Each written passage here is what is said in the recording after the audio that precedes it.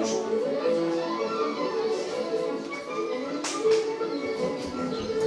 Je m'appelle Lyman Frank Baum et je vais vous raconter une histoire merveilleuse et vous faire découvrir le pays d'Oz.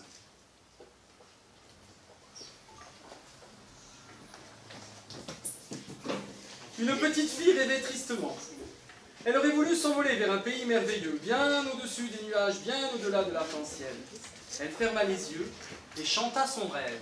Je voudrais aller derrière l'arc-en-ciel, avoir de nouveaux amis dans un nouveau pays. La petite fille s'appelait Dorothée. Elle était orpheline et vivait avec son oncle Henri et sa tante Emma dans une pauvre ferme de bois posée sur la plaine du Kansas. Il n'était pas méchant, l'oncle et la tante, mais il travaillait tellement qu'il ne savait plus rire ni sourire. Et pour jouer, Dorothée n'avait qu'un seul ami. C'était Toto, un petit chien gentil et rigolo. Tout à coup, Toto sursaute. Une menace sombre et gigantesque est en train d'envahir le ciel et la terre. Une tornade. Dorothée est effrayée. Elle essaie de calmer Toto qui est paniqué. Mais voilà Toto qui s'échappe. Dorothée n'a pas d'autre choix que de le suivre.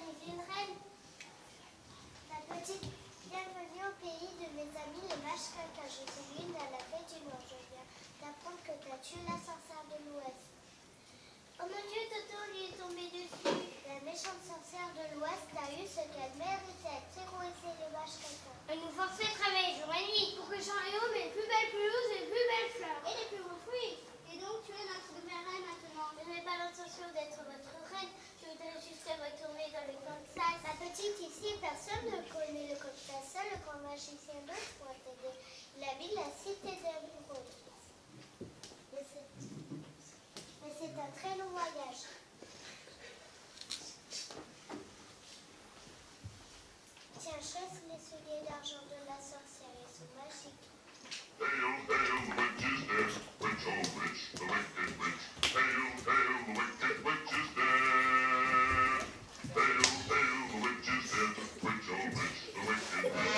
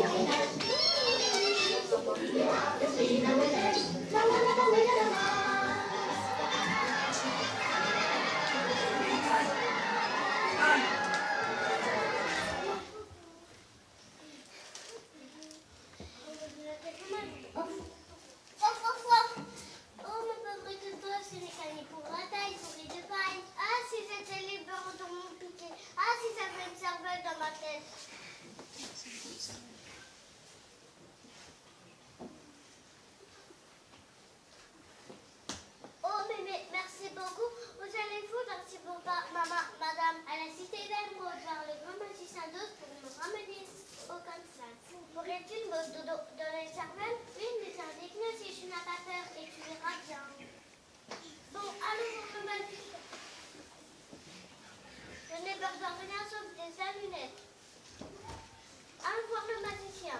We're off to see the wizard, the wonderful Wizard of Oz. We hear he is the Wizard of Wizard, the better wizard that was. If ever a wonderful wizard that was, the Wizard of Oz is one because of the wonderful things he does. We're off to see the wizard, the wonderful Wizard of Oz. Oh, regardez ce gros de date féral. Je suis tout fouillé. Je ne peux plus ni parler ni bouger. Que pouvons-nous faire? Prenez ma fure d'huile et greffez-moi les articulations.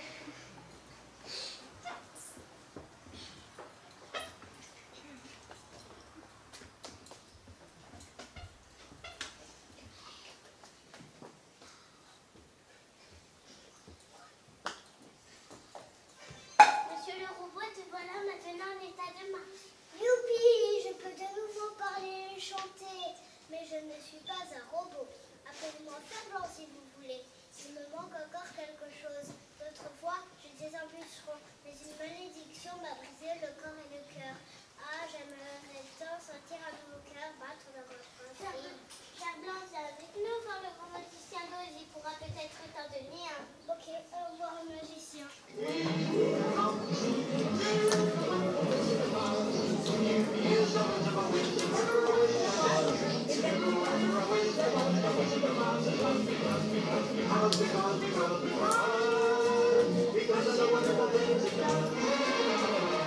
We're out to see the wizard, the wonderful Wizard of Oz.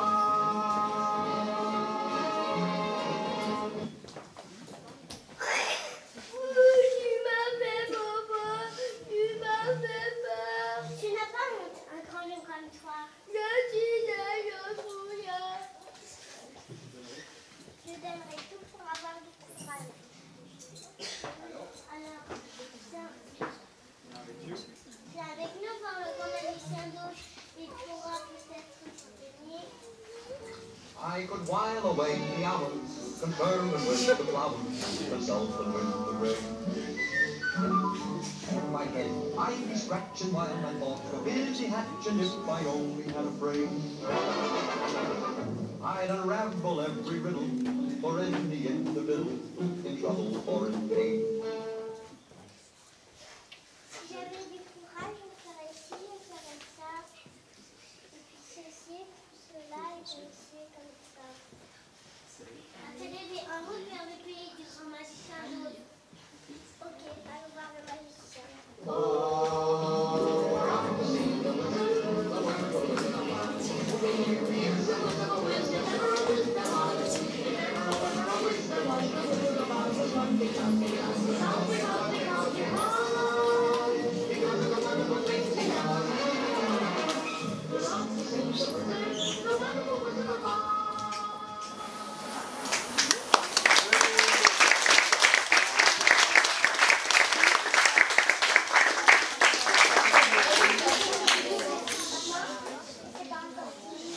La route pavée de briques n'était plus maintenant qu'un étroit chemin jaunâtre s'enfonçant entre les arbres.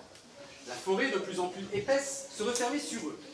Ils entendaient des glissements, des crissements, des craquements, des grondements mystérieux et menaçants. « Oui, oui, oui, j'ai la trouille !» répétait le lion. Mais rien ne leur arriva. Avec soulagement, ils atteignirent enfin la lisière de la forêt.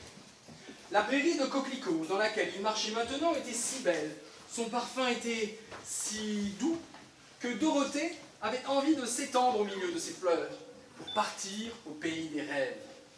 Dorothée, le lion et Toto marchaient en bâillant, bâillant en marchant. Ils finirent par s'affaler, endormis au milieu des coquelicots. Fer-Blanc se tourna vers l'épouvantail. « J'ai entendu dire que ces coquelicots-là étaient des fleurs qui font dormir. On dit que celui qui s'arrête au milieu d'eux, jamais ne se réveillera. Toi et moi, nous ne risquons rien car nous n'avons pas de poumons. Alors toi, prends ma hache et le chien, moi je porterai Dorothée et je tirerai le lion par la queue. » Tirant, portant, ronflant, ils réussirent à sortir du champ de fleurs vénéneuses. Le soir tombait doucement. Une lueur verte flottait sur l'horizon et se mêlait aux couleurs du couchant. La cité d'émeraude n'était plus très loin. We'll be right back.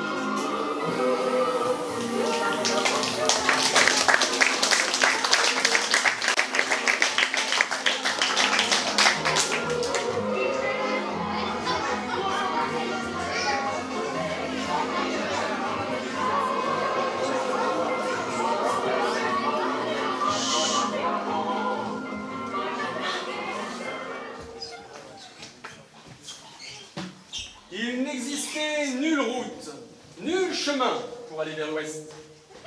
Marchons à travers champs du côté du soleil couchant, décida Dorothée.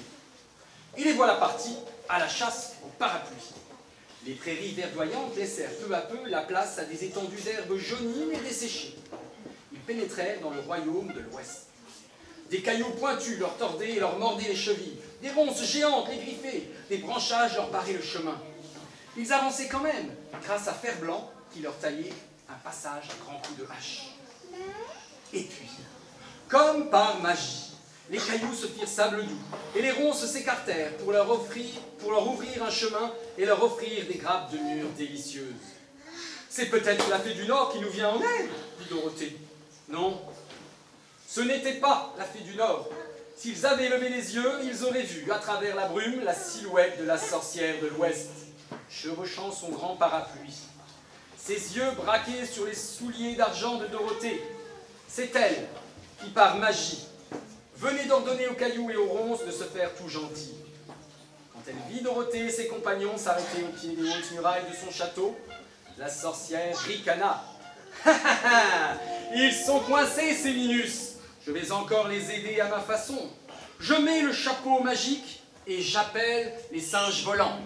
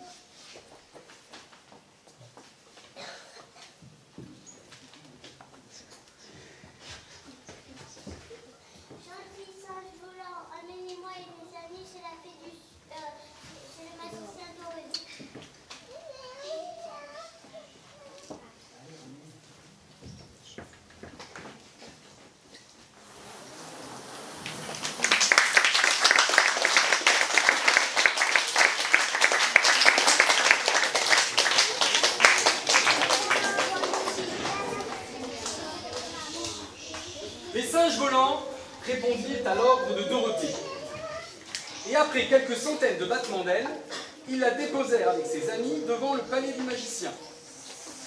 En les quittant, ils lui rappelèrent qu'il lui restait encore 2 ordres. Dorothée et ses amis retrouvèrent donc la Dame Verte qui les conduisit dans la grande salle du magicien.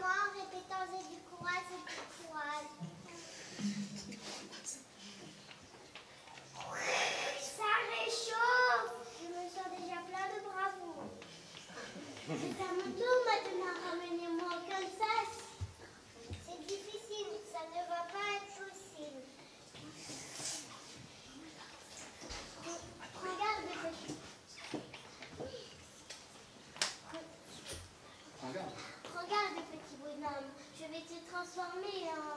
Allez, plutôt revoir la pellicule, elle pourra peut-être vous aider. J'ai compris, je vais vous débrouiller toute seule. Adieu, terrible charlatan.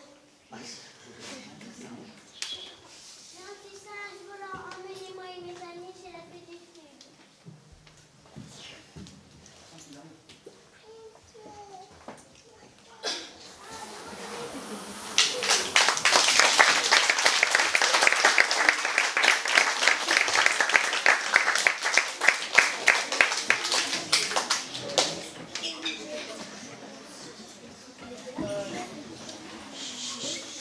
Les singes volants répondirent une fois encore à l'ordre de Dorothée de les conduire au pays des mages quinquins. Ils atterrirent en douceur devant le palais de la Fée du Sud. Le chef des singes fit un grand salut et dit « Nous espérons que vous avez fait un agréable voyage et nous souhaitons vous retrouver prochainement pour un dernier vol en notre compagnie. »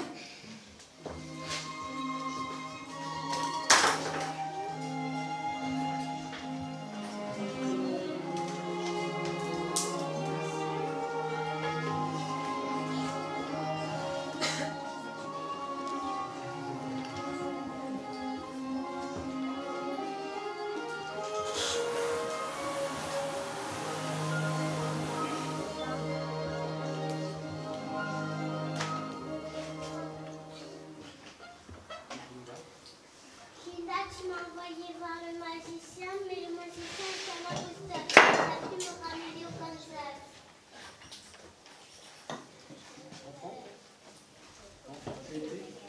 Enfin, comme tu étais courageuse et sage. Gentil. Avec les habitants de les vaches caca, les grignotins et également les singes.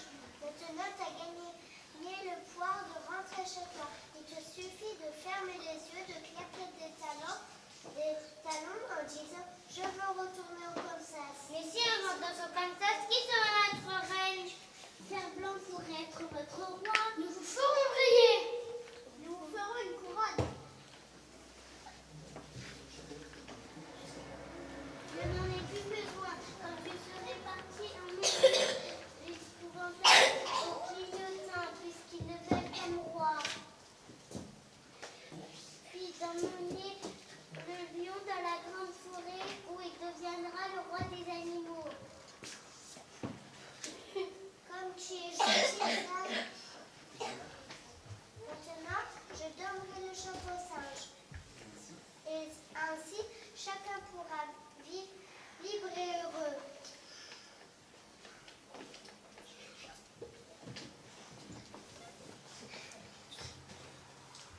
Je veux rentrer au Kansas.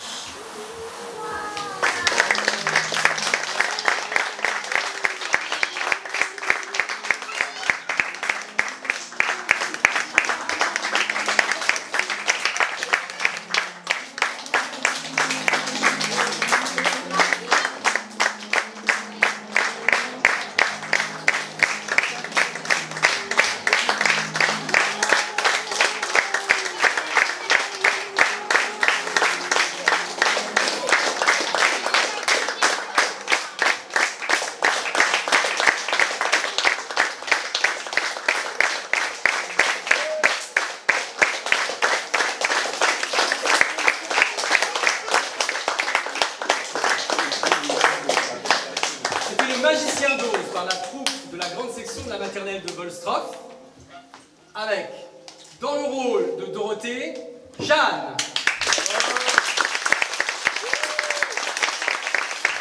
le rôle du chien Toto, Timéo.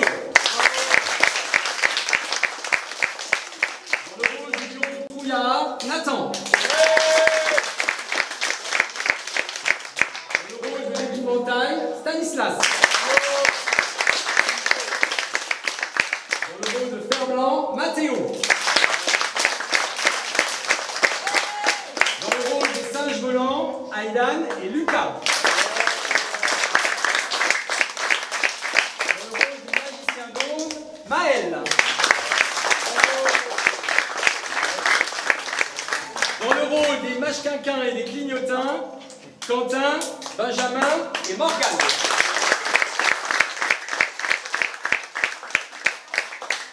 Dans le rôle de la Dame Verte, Maëlys. Dans le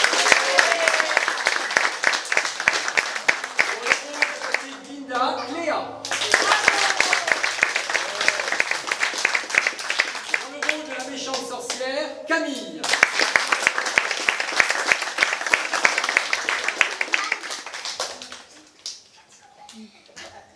Dans le rôle de l'auteur, Maître.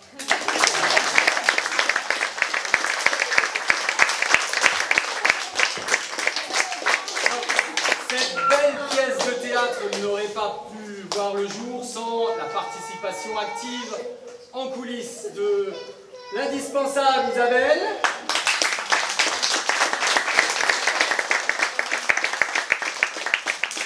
de ma très chère grande fille Marie, que vous ne verrez à la fois le livre de Lyman Frank Baum et le film, vous l'avez deviné grâce à la musique, le film de Victor Fleming qui avait valu un Oscar à Judy Garland il y a fort longtemps dans un pays fort lointain. Voilà, merci. Je vous les prête pour